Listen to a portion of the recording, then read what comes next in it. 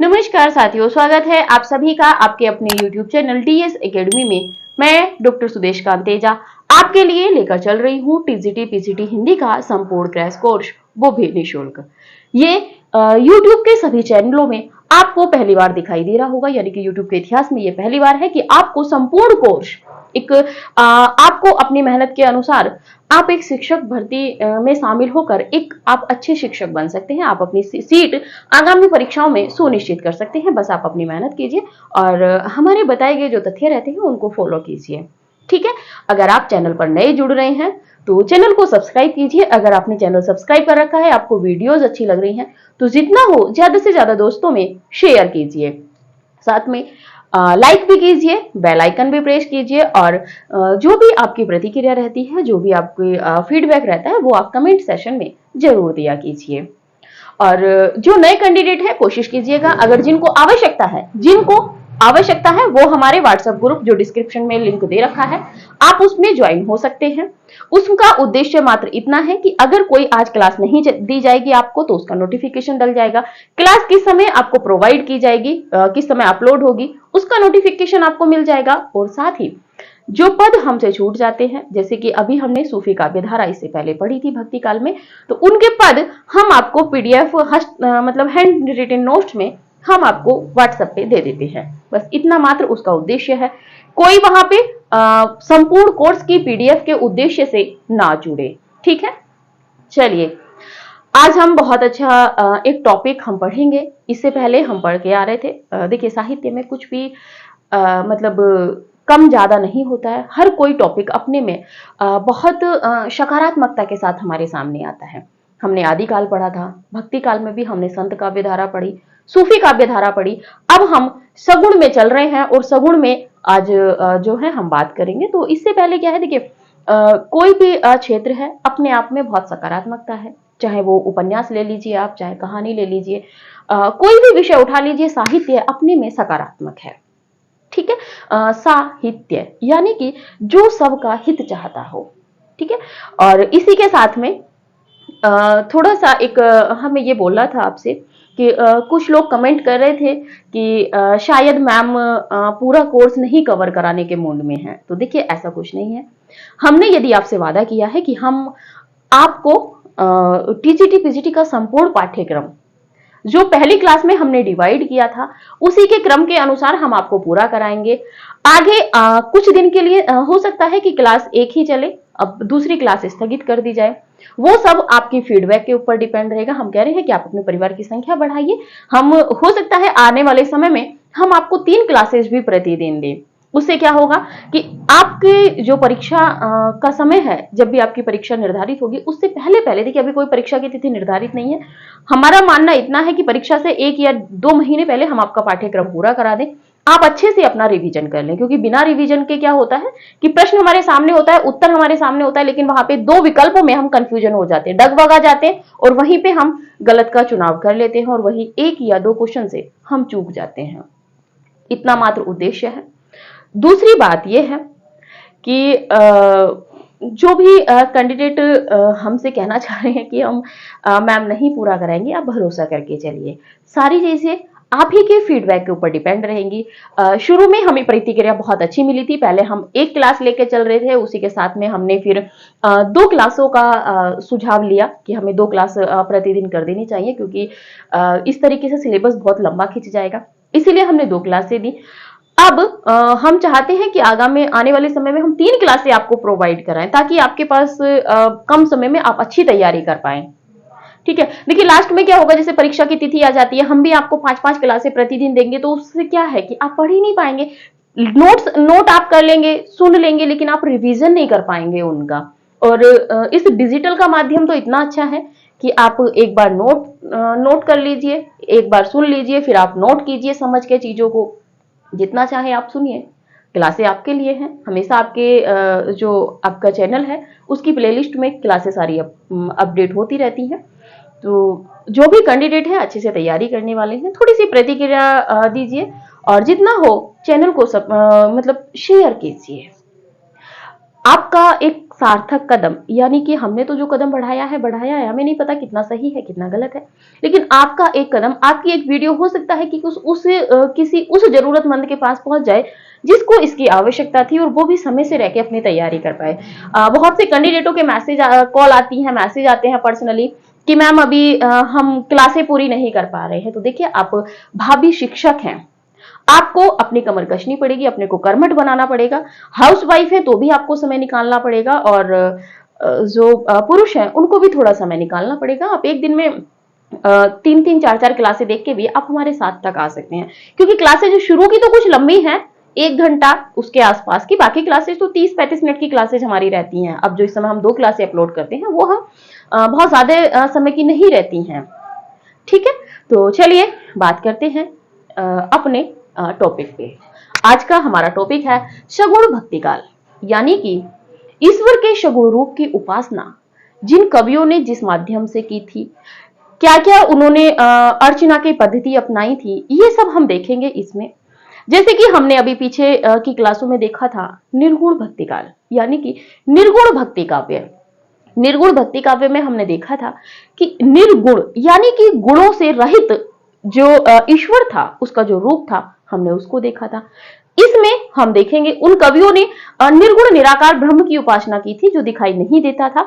लेकिन इसमें भी एक तथ्य यह था कि जब हमने सूफी काव्य धारा पढ़ी थी, जो सूफी शाखा थी आपकी, सूफी जो हमने साहित्य पढ़ा था, उसमें हमने देखा था कि जो ईश्वर है वो तो निर्गुण है, लेकिन उसकी उपासना का जो साधक है, जो लक्ष्य की जो प्राप्ति होती है, वो सगुण रूप में होती है। जैसे कि रत्नसेन को पद्मावती की प्राप्ति, तो वहां पे कहीं ना कहीं सगुण रूप था, और जब हमने विशेषताएं पढ़ी थी उसमें हमने ये सब पढ़ लिया था।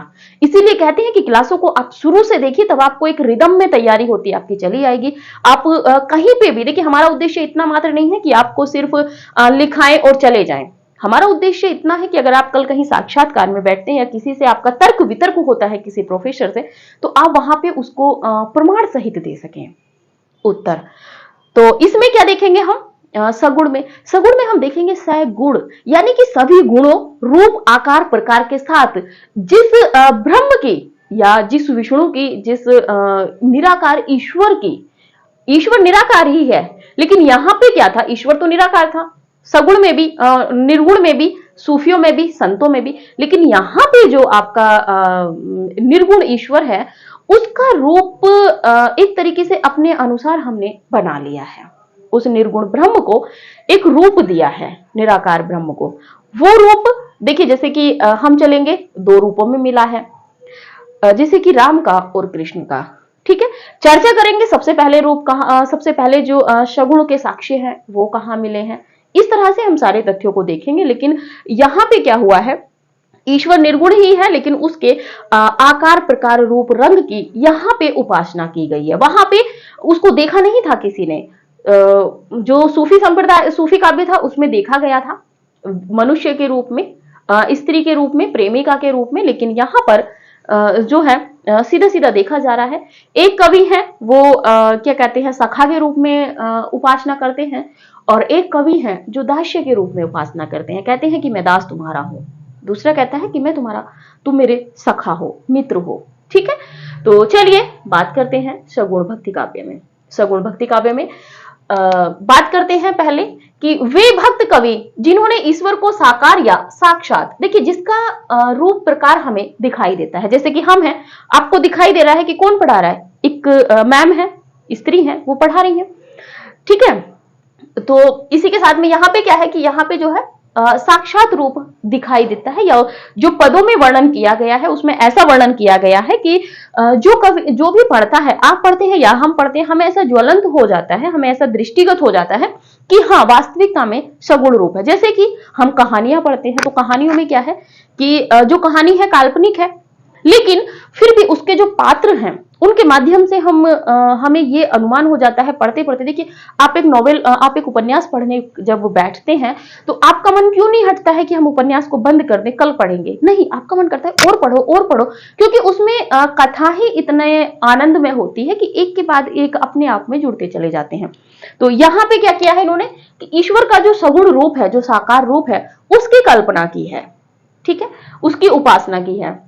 साक्षात मानकर उसके अनेक रूपों का वर्णन अवतार, अवतार यानी कि साक्षात जो उसका शरीर होता है उसका ईश्वर का कोई रूप मानकर, कोई क्या, यहाँ पे दो ही रूप माने गए थे, राम और कृष्ण, मानकर के रूप में उपासना की। उन भक्त कवियों को सगुण भक्त कवि कहते हैं, जिन्होंने उपासना की है, ठीक है, उनको क्या कहा गया है, सगुण भक्त कवि।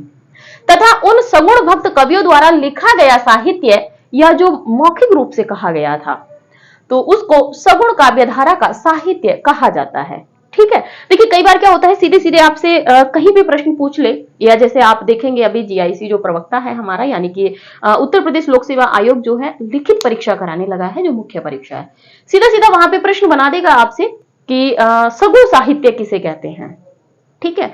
तो आप वहां पे एक लाइन में लिख के नहीं कह सकते, हो सकता है वहां पे 50 शब्दों में आपसे पूछा जाए। तो जितना अभी हमने आपको बोला है, अगर आपकी स्मृति में रह जाता है तो वहां पे आपको काम आएगा। 50 शब्दों की जगह आप 100 शब्द लिख देंगे, आपको पता भी नहीं चलेगा कि कब आपने लिख दिए। चलिए, तो ये था कि जिन भक्त कवियों ने ईश्वर के अवतार रूप को लेकर उसकी उपासना की थी, उनको सगुण भक्त कवि कहा गया है। और उनके द्वारा जो उस सगुण अवतार रूपी ईश्वर के को केंद्रित करके जो पद लिखे गए हैं, उन पदों को, उन रचनाओं को सगुण काव्यधारा का साहित्य कहा गया है। बात कर लेते हैं, सगुण भक्त कवियों ने ईश्वर के सगुण रूप की उपासना 2 रूपों में की है। कितने रूपों में की है? 2 रूपों में की है। बात करते हैं पहला, राम भक्ति शाखा या रामाश्रयी काव्य, ठीक है। राम भक्ति शाखा के अंतर्गत हमें वो कवि देखने को मिलेंगे जिन्होंने ईश्वर के सगुण रूप में राम की स्तुति की है, जैसे कि आपके रामानंद के जितने शिष्य थे, अधिकांशतः सभी जो थे वो संत काव्यधारा के अंतर्गत आते हैं। लेकिन उनके जो संत कवियों के जो राम थे वो निर्गुण ब्रह्म थे, यानी कि कबीर के, ठीक है। और यहाँ पर जो रामानंद के राम है और जो तुलसीदास के राम है, अग्रदास के राम है, इसमें जो हम पढ़ेंगे वो सगुण राम के उपासक हैं। यहाँ पे जो कवि हैं वो सगुण राम के उपासक हैं, जबकि राम की उपासना संत काव्यधारा में भी की गई थी, लेकिन वहां पे जो राम थे वो निर्गुण ब्रह्म थे, ठीक है। चलिए, यहां से प्रश्न बन जाता है आपसे कभी भी एक्सपर्ट सामने, जैसे कि बहुत से कैंडिडेट होते हैं, नेट जीआरएफ हो जाते हैं, उसके बाद जब पीएचडी के साक्षात्कार के लिए जाते हैं तो वहां पे प्रश्न उठा ले जाते हैं आपसे, और सीधा सीधा प्रश्न उठा लेंगे आपसे कि कबीर के राम में और तुलसी के राम में क्या अंतर है। अगर आपने डीपली पढ़ा है, विस्तृत पढ़ा है, व्याख्यायित रूप में पढ़ा है, आप उत्तर दे जाएंगे, नहीं तो आप वहीं पे कंफ्यूजन हो जाएंगे कि जो कबीर दास है वो तो निर्गुण के उपासक हैं, तो उन्होंने सगुण राम की उपासना कैसे की? लेकिन नहीं, उन्होंने की है राम के निर्गुण रूप की है, सगुण रूप की नहीं की है। राम की उपासना उन्होंने भी की है, ठीक है। चलिए आगे बात करते हैं, कृष्ण भक्ति शाखा या कृष्णाश्रयी शाखा। इसमें वो भक्त कवि आएंगे जिन्होंने कृष्ण को आराध्य मानकर या कृष्ण की उपासना अपने पदों में की है, जैसे कि आपके अष्टछापीय कवि हैं, ठीक है। 1565 में अष्टछाप की स्थापना विठलनाथ जी ने की थी, तो विठलनाथ जी के 4 शिष्य, वल्लभाचार्य जी के 4 शिष्य, और इन सब ने कृष्ण की उपासना की थी, इन कवियों ने। तो जिन्होंने कृष्ण की उपासना की है वो कृष्ण भक्ति शाखा के अंतर्गत आएंगे। आगे विस्तृत देखेंगे कि कृष्ण का उल्लेख कहाँ मिला है, राम का पहले उल्लेख कहाँ मिला है, ये जब शाखाओं में पहुंचेंगे तब विस्तृत देखेंगे। इतनी विस्तृत आपको कहीं क्लासेस नहीं मिल रही होंगी। आगे बात कर लेते हैं कि सगुण भक्ति के अंतर्गत ब्रह्म के निराकार स्वरूप को यद्यपि अस्वीकार नहीं किया गया है। देखिए अब बहुत महत्वपूर्ण है, देखिए शुरू में जब हम भूमिका बांधते हैं, एक तथ्य आपको बता दें, जब हम शुरू में भूमिका बांधते हैं आपको लगता होगा कि ये तो अनायास है, लेकिन जिस दिन आप कहीं साक्षात्कार में खड़े बैठे होंगे उस समय आपको, जब आपसे प्रश्न किए जाएंगे यहां से, देखिए सीधे सीधे आपसे प्रश्न नहीं करेगा कि रामचरितमानस किसने लिखी, सूर सारावली किसकी है, ये सब तो अब परीक्षाओं में भी प्रश्न नहीं बनते, ठीक है। आपसे प्रश्न किया जाएगा कि क्या कहते हैं, किस स्वरूप की उपासना की गई। जितना हम यहाँ पे बोलते हैं इस तरह के प्रश्न आपको साक्षात्कार में, और भूमिका अगर आपकी अच्छी बंध जाती है, हम बार बार यही कहते हैं कि अगर आप किसी इतिहास ग्रंथ को पढ़ने से पहले उसकी भूमिका अगर आप पढ़ लेते हैं तो मान के चलिए कि आपको आगे किताब में क्या है, किताब की भाषा कैसी है, ये सब आपको समझ आने लगेगा। ठीक है, अब जैसे कि हमने सूफी संप्रदाय, सूफी काव्य धारा पढ़ी थी, हमने जब शुरू में भूमिका बांधी थी, उसके बाद सबको बहुत सरल लगी। क्यों सरल लगी? क्योंकि विशेषताएं तो हमने पहले पढ़ ली थी, उसमें आगे हमें पढ़ना ही नहीं पड़ा, मसनवी पद्धति क्या है, बाकी चीजें क्या है, तो ये सब पढ़ना नहीं पड़ा था। एकदम से चीजें टू पॉइंट होती चली जाती हैं। तो देखिए, इसकी भी विशेषताएं पढ़ेंगे, सगुण भक्ति की भी विशेषताएं पढ़ेंगे। आगे है कि सगुण भक्ति के अंतर्गत ब्रह्म के निराकार स्वरूप, ब्रह्म का जो निराकार, जो निर्गुण स्वरूप है, उसको यद्यपि अस्वीकार नहीं किया जा सकता, नहीं किया गया। देखिए, यहां से प्रश्न नीट की परीक्षाओं में बन सकता है कि निम्नलिखित में से सगुण भक्ति के संबंध में असत्य कथन है या सही कथन का चयन कीजिए। A B C D, B C D, इस तरीके के जब प्रश्न बनते हैं तो यहां पे प्रश्न बना आपको हो सकता है मिले कि सगुण भक्ति के अंतर्गत ब्रह्म के निराकार स्वरूप को अस्वीकार किया गया है क्या या नहीं किया गया है, इस तरीके के प्रश्न आपको देखने को मिल जाएंगे। तो यहाँ पे क्या है कि यद्यपि अस्वीकार नहीं किया गया है, यानी कि ऐसा नहीं है कि इन्होंने बिल्कुल ही जो ईश्वर का निर्गुण रूप था, निराकार जो ब्रह्म की उपासना थी, जो संत कवियों ने कही, संत ने और सूफी कवियों ने की थी, उसको यहाँ पे बिल्कुल ही हटा दिया गया, ऐसा नहीं हुआ है भक्ति काल के सगुण काव्य धारा में। तथापि व्यवहारिक दृष्टि से उसके सगुण साकार रूप की प्रतिष्ठा की गई है, यानी कि ईश्वर तो वही था जो हम पहले बोल रहे थे, ईश्वर निर्गुण निराकार ही था, लेकिन उसका व्यवहारिक यानी कि व्यवहार की दृष्टि से उसके सगुण साकार रूप की, यानी कि उसका आकार प्रकार कैसा है, इस तरीके से उसकी उपासना इन कवियों ने की है। आप स्क्रीनशॉट लीजिए, फिर आगे बढ़ते हैं।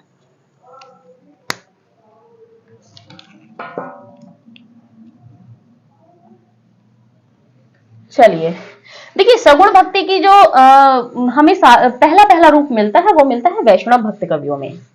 और वैष्णव भक्त कवियों में हम जो नैनार है, ठीक है, आलवार है, नैनार है, इन सबको हम पढ़ चुके हैं शुरू में ही, जहां भक्ति का उदय हमने देखा था। ठीक है, फिर भी थोड़ा सा जो चर्चित बिंदु रहेंगे एक दो, हम उनको देख कर निकलेंगे। हम ऐसा नहीं करेंगे कि हम सीधे सीधे आगे चले। बात कर लेते हैं सगुण भक्ति की शुरुआत। सगुण भक्ति की शुरुआत, सगुण भक्ति की शुरुआत वैष्णव भक्तों के द्वारा हुई मानी जाती है। वैष्णव भक्तों के द्वारा हुई मानी जाती है, हुई मानी जाती है।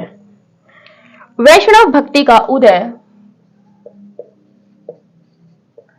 वैष्णव भक्ति का उदय कहां हुआ था? आपकी स्मृति में हो तो बताइए विकल्प में नीचे।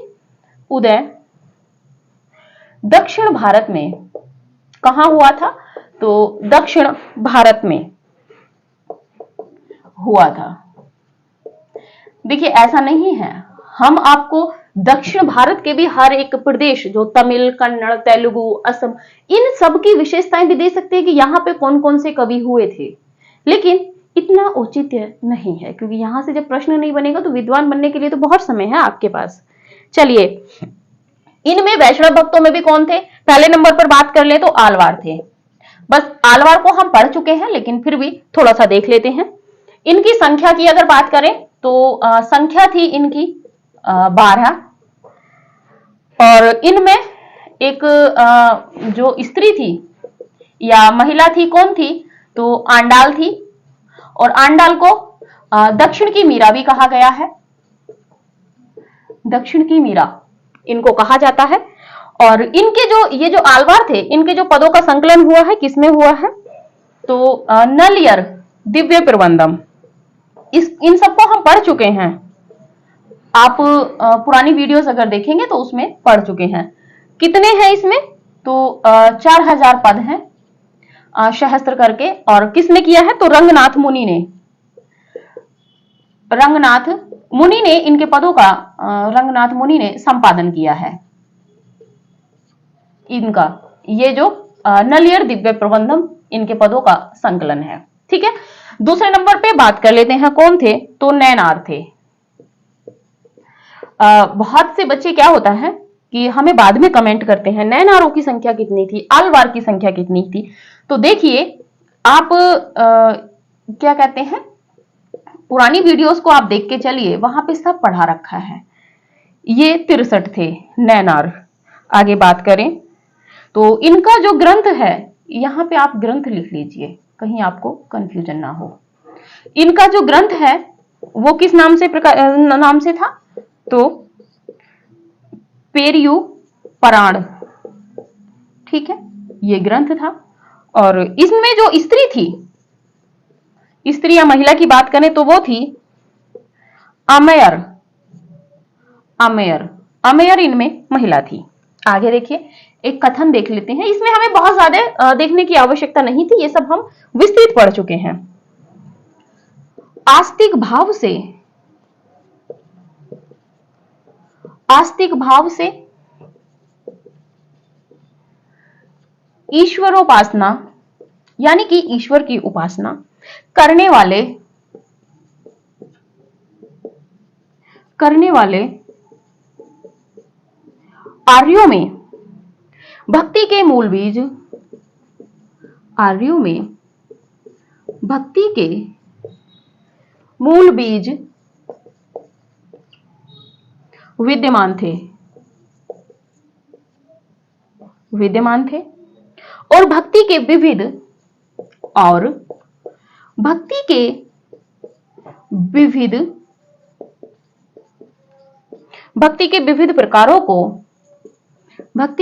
प्रकारों को उन्होंने वैदिक काल में ही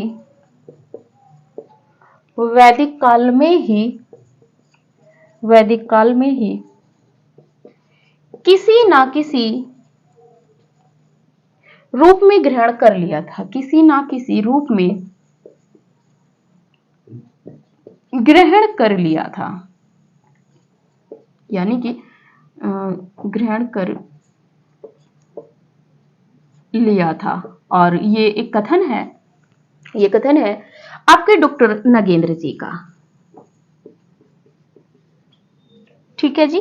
चलिए आगे देखते हैं, बात करते हैं पहले नंबर पर कि शगुण भक्ति की शुरुआत वैष्णव भक्तों के द्वारा हुई मानी जाती है। शगुण भक्ति की जो शुरुआत है, या कहे भक्ति की ही जो शुरुआत है, वो एक तरीके से वैष्णवों से मानी गई है। उसमें अगर शगुण की बात करते हैं तो वो भी वैष्णवों से मानी गई है। तो शगुण भक्ति की शुरुआत, देखिए प्रश्न बन सकता है कि सगुण भक्ति की शुरुआत किससे मानी गई है, वैष्णवों से, शैवों से, ठीक है, जैनों से, इस तरह से प्रश्न बन सकते हैं। तो वैष्णव भक्तों के द्वारा हुई मानी जाती है, यानी कि वैष्णव भक्तों ने इसकी शुरुआत की थी। बात करते हैं कि भक्ति का उदय जो हुआ है वो किस क्षेत्र से हुआ है। इससे पहले हम देख चुके हैं, फिर भी देख लेते हैं कि वैष्णव भक्ति का उदय दक्षिण भारत में हुआ था, ठीक है। अब दक्षिण भारत में आप फीडबैक हमें दीजिएगा कि दक्षिण भारत में किसने शुरुआत की थी। इसके बाद में बात करते हैं तो यहां पर दो लोग हुए थे जो चर्चित हैं, एक आपके आलवार हैं और एक नैनार है। आलवारों की संख्या की बात करें विस्तृत, हम इनको पहले पढ़ चुके हैं, जहां पे हमने भक्ति काल शुरू किया था संत काव्यधारा से पहले। तो आलवारों की संख्या की बात करें तो 12 है।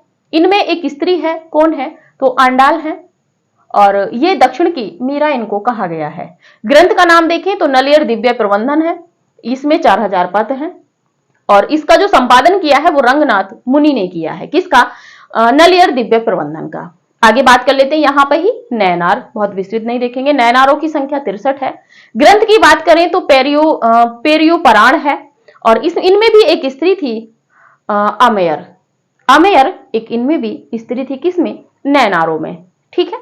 चलिए आगे एक कथन है, बात करते हैं इस कथन में कि आस्तिक भाव से ईश्वरोपासना, यानी कि आस्था रखकर, ईश्वर में आस्था रखकर आस्तिक भाव से ईश्वर की उपासना करने वाले आर्यों में, जो आर्य थे, तो आर्यों में भक्ति के मूल बीज विद्यमान थे। शुरू से ही उनमें ईश्वर की जो आस्था के रूप में जो उपासना करनी थी, वो मूल बीज इनमें पहले से आर्यों में विद्यमान थे। और भक्ति के विविध प्रकारों को उन्होंने वैदिक काल में ही किसी ना किसी रूप में ग्रहण कर लिया था। ठीक है, किन्होंने ग्रहण किया था वैदिक काल में भक्ति को? तो ये है आर्य।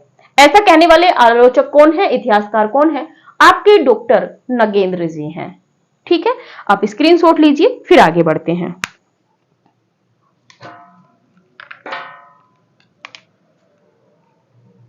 चलिए,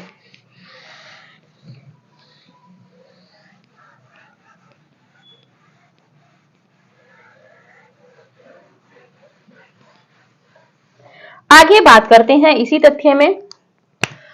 बेवर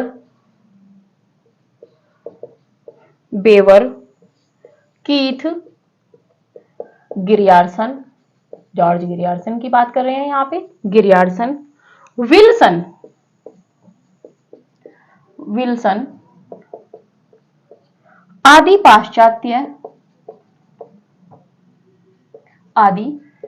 पाश्चात्य विद्वानों ने कृष्ण को क्राइस्ट,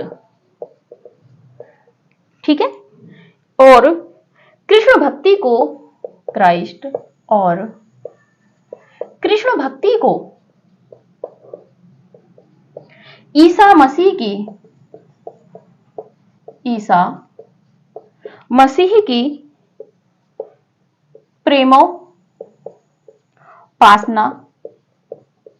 प्रेमोपासना का रूप सिद्ध करने का प्रयास किया है। प्रेमोपासना का रूप सिद्ध करने का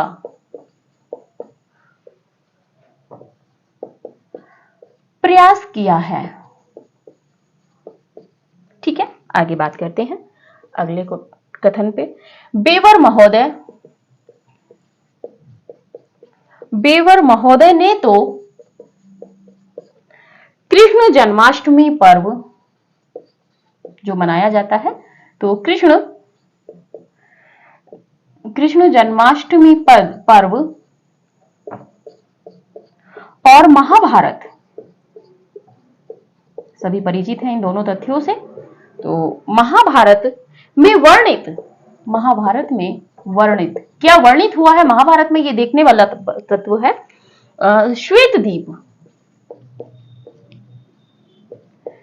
श्वेत दीप को भी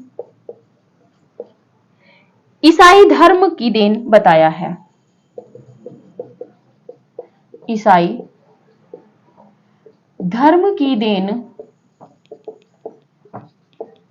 बताया है। आगे बात कर लेते हैं। विष्णु का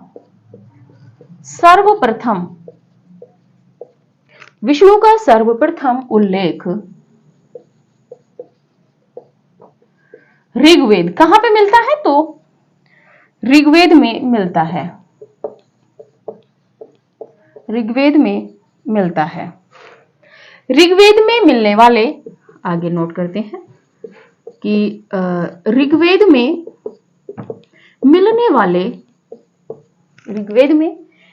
वाले विष्णु की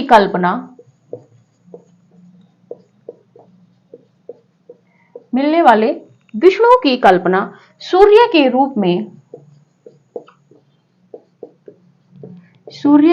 में की गई है। किंतु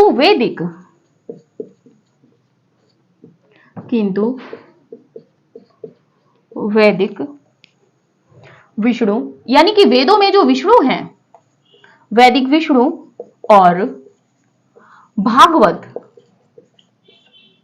धर्म के विष्णु में अंतर है। जो भागवत हम लोग सुनते हैं, तो भागवत धर्म के विष्णु में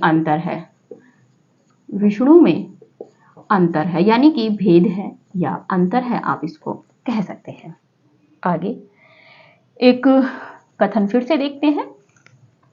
मध्ययुगीन भक्ति के मूलाधार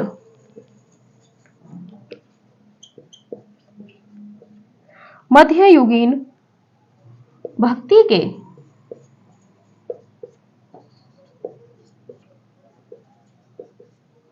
मूलाधार विष्णु।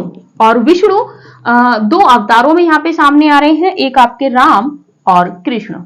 विष्णु के ही अवतार हैं राम और कृष्ण, ठीक है। देवता ना तो विष्णु देवता, न तो पाश्चात्य प्रभाव की उपज है, और न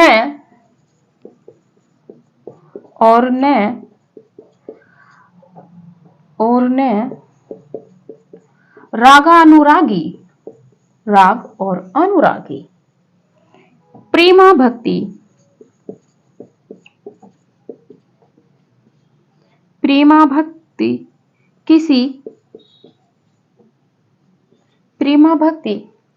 किसी अभारतीय तत्व से, अभारतीय यानी कि जो पाश्चात्य हैं उनके विषय में यहाँ पे कहा जा रहा है, तो अभारतीय तत्व से प्रभावित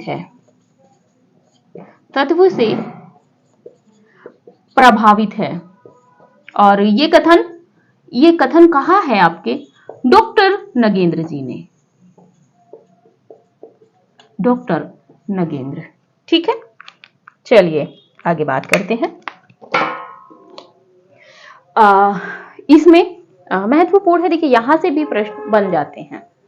सीधा सीधा है कि बेवर पाश्चात्य विद्वान है, कीथ, गिरियर्सन, विल्सन। पहली बात तो यहाँ पे 4 नाम आए हैं, तो प्रश्न बनना आगामी परीक्षाओं में कभी भी बन सकता है, क्योंकि ये तथ्य यूं ही नहीं उठे हुए हैं, इतिहास ग्रंथों से बने हुए तथ्य हैं। जो भी हम तथ्य आपको देते हैं वो प्रामाणिक इतिहास ग्रंथों से ही रहते हैं।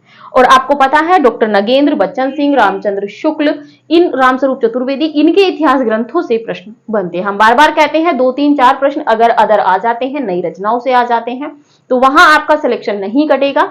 लेकिन आप मान के चलिए कि छायावादोत्तर यानी कि जहां तक डॉक्टर नगेंद्र के इतिहास में तथ्य संकलित हैं, वहां तक जो भी एक्सपर्ट रहेगा वो उन्हीं इतिहास ग्रंथों से तथ्य उठाएंगे, ठीक है। तो चलिए बात करते हैं। बेवर, कीथ, गिरियर्सन, विल्सन आदि पाश्चात्य विद्वान, कैसे विद्वान है? पाश्चात्य विद्वानों ने कृष्ण को क्या कहा है? क्राइस्ट कहा है। देखिए सीधा सीधा प्रश्न बन सकता है कि निम्नलिखित में से किस पाश्चात्य विद्वान ने कृष्ण को क्राइस्ट नहीं कहा है? तो देखिए बेवर है, कीथ है, गिरियर्सन है, विल्सन है। हो सकता है यहाँ पे गारसादा तासी रखे मिल जाए आपको, ठीक है, या कोई और पाश्चात्य विद्वान आपको यहाँ पे देखने को मिल जाए, ठीक है। तो ये है, तो कृष्ण को क्या कहा है? क्राइस्ट कहा है। किसने? बेवर, कीथ, विल्सन और गिरियर्सन ने।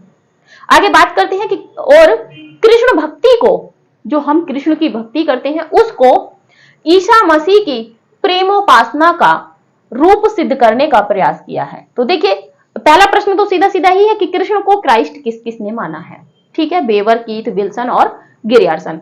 साथ में कृष्ण भक्ति को ईसा मसीह की प्रेमोपासना का रूप सिद्ध करने का प्रयास निम्नलिखित में से किस पाश्चात्य विद्वान ने किया है या नहीं किया है? यहाँ पे दोनों प्रश्न बन सकते हैं, क्योंकि यहाँ पे ऑप्शन में 4 जो तथ्य मिल रहे हैं आपको विकल्प के रूप में वो हैं। तो अगर किसी एक को हटा के वहां पे दूसरे का नाम रख के भी आपसे नहीं में प्रश्न बन जाएगा, और है में तो आप चारों को जानते रहिएगा, ठीक है। आगे बात करते हैं। बेवर महोदय ने तो, अगला है कि बेवर महोदय ने तो कृष्ण जन्माष्टमी पर्व, जो कृष्ण जन्माष्टमी पर्व होता है अगस्त के माह में हम देखते हैं व्रत भी किया जाता है कृष्ण के जन्म के उत्सव में, ठीक है। तो कृष्ण जन्माष्टमी पर्व और महाभारत में वर्णित, महाभारत जो है उसमें वर्णित, क्या वर्णित है उसमें? श्वेत द्वीप। किस द्वीप की बात हो रही है यहाँ पे? श्वेत द्वीप को भी ईसाई धर्म की देन बताया है, ठीक है। तो देखिए यहां पे प्रश्न बन सकता है कि बेवर ने कृष्ण जन्माष्टमी पर्व और महाभारत में वर्णित किस द्वीप को ईसाई धर्म की देन बताया है? श्वेत द्वीप, या आप और भी द्वीप बन सकते हैं, साहित्य में भी कई सारे द्वीपों का वर्णन आता है, सिंघल द्वीप, ठीक है, अभी हमने सूफी काव्य धारा में पढ़ के हम आए हैं, तो इस तरीके से द्वीपों का भी वर्णन आ सकता है। तो किस द्वीप का वर्णन माना है? श्वेत द्वीप का। चलिए आगे बात करते हैं कि विष्णु का सर्वप्रथम उल्लेख, महत्वपूर्ण है, विष्णु का सर्वप्रथम उल्लेख कहां मिलता है? तो ये तो वैसे लॉजिक से भी हो जाता है, ऋग्वेद में मिलता है।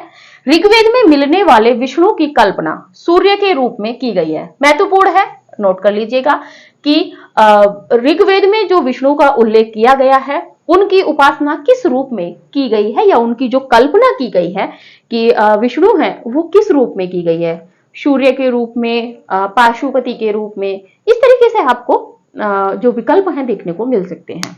आगे बात करते हैं।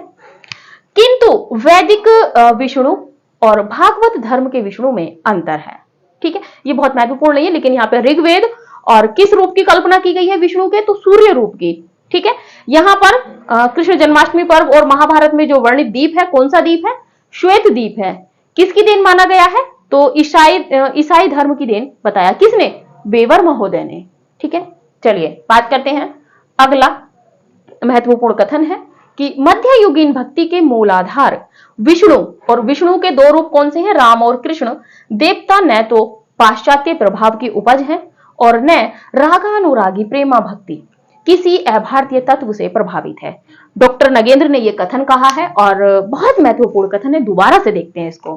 क्या कह रहे हैं कि मध्ययुगीन भक्ति, जो हमारी मध्ययुगीन भक्ति है, क्योंकि मध्यकाल में हम चल रहे हैं, भक्ति काल में, और मध्ययुगीन भक्ति के मूल आधार, जो मूल आधार है कौन है, विष्णु है। निर्गुण निराकार रूप में उपासना की थी संतों ने और सूफियों ने। सगुण रूप में उपासना कर रहे हैं इनकी, आपके राम और कृष्ण के रूप में उपासना कर रहे हैं रामाश्रयी शाखा के कवि और कृष्णाश्रयी शाखा के कवि, यानी कि सगुण भक्त। विष्णु, और विष्णु के कौन से रूप हैं दो, राम और कृष्ण। देवता, यानी कि विष्णु जो देवता है वो न तो पाश्चात्य प्रभाव की उपज है, यानी कि यहाँ पे डॉक्टर नगेंद्र बेवर का जो कथन है, बेवर ने जो तथ्य दिए हैं, बेवर जो कहना चाहते हैं उनके तथ्यों का खंडन कर रहे हैं। जैसे कि रामचंद्र शुक्ल जी के तथ्यों का खंडन आचार्य हजारी प्रसाद द्विवेदी जी भरमार से करते हैं। तो यहाँ पे पाश्चात्य प्रभाव की उपज है, यानी कि डॉक्टर नगेंद्र सीधा सीधा कहते हैं कि मध्य युग में जो विष्णु देवता की उपासना की गई है राम और कृष्ण रूप में, वो किसी न तो पाश्चात्य प्रभाव की उपज है और न रागानुरागी प्रेमा भक्ति किसी अभारतीय तत्व से प्रभावित है। यानी कि राग और अनुराग जो यहाँ पे कवियों ने किया है अपने राम और कृष्ण के लिए, रागानुरागी प्रेमा भक्ति जो इन्होंने दिखाई है वो कृष्ण के लिए और राम के लिए, वो किसी अभारतीय तत्व से प्रभावित नहीं है। और यहाँ पे अभारतीय तत्व का सीधा सीधा उद्देश्य जो है वो पाश्चात्य विद्वानों से, पाश्चात्य या पश्चिमी जो संस्कृति होती है उनसे कहने का तात्पर्य है। किनका, तो डॉक्टर नगेंद्र जी का। ये कथन कभी भी परीक्षा में बन सकता है, बहुत महत्वपूर्ण कथन है। सीधा सीधा भी प्रश्न बन सकता है कि इस कथन में डॉक्टर नगेंद्र ने किसके विचारों का खंडन किया है, तो आप देखते चलिएगा। जो वेवर हैं उनके, बेवर महोदय के यहाँ पे तथ्यों का खंडन किया है। आप स्क्रीनशॉट लीजिए।